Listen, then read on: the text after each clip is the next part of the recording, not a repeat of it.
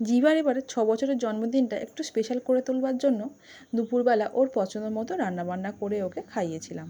আর তাছাড়াও ভেবেছি আজকে সারাটা দিন ওরই পছন্দ মতো সব কিছু করা হবে। সেই জন্য সকালবেলা থেকে শুরু করে রাত পর্যন্ত ও প্রত্যেকটা জামাই নতুন নতুন পরেছে। আর তাছাড়া ওর এবারের বার্থডেটা যেহেতু ওর ভাই আছে, সুতরাং অলরেডি ওর জন্মদিনটা এবারে খুবই স্পেশাল। তো ওর এই জন্মদিনটা আরও স্পেশাল করে দেওয়ার জন্য আমরা সন্ধেবেলা একটা প্ল্যান করেছিলাম। তো সেটাই এই ভিডিওর মাধ্যমে আপনাদের সাথে শেয়ার করব। সন্ধেবেলা ওর বাবা ওকে না জানিয়ে গেছিলো কেকের দোকানে একটা কেক আনতে। অন্যান্য বারে কেক আগে থেকে অর্ডার দেওয়া থাকে, কিন্তু এবারে কেক কিন্তু অর্ডার দেওয়া হয়নি, দোকানে গিয়েই পছন্দ করে নিয়ে এসেছে। কেকটা আনার পর জিভারও খুব পছন্দ হয়েছে। তো যার বার্থডে তার যদি কেকটা পছন্দ হয় তাহলে সেটা তো খুবই ভালো কথা, তাই ওর কেকটা ওর খুব পছন্দ হয়েছে। অন্যান্য বারে কী হয়, জন্মদিনের দিন অনেক বন্ধুদের বলা হয়, তারা আসে, গিফট দেয়। তো এবারে সেসব কিছুই করা হয়নি, বরং ওর এই বার্থডেটা আজকে আমরা ওকে নিয়ে যাব একটা রেস্টুরেন্টে, সেটাই ভেবে রেখেছি।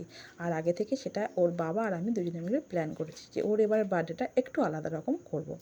তো সেই কথা অনুযায়ী বাড়িতে ওর একটা সন্ধ্যেবেলা কেক আনা হয়েছে। আর কেকটা ও কাটার পর তারপরে আমরা সন্ধ্যেবেলা চারজনে মিলে বেরিয়ে গেছিলাম রেস্টুরেন্টে।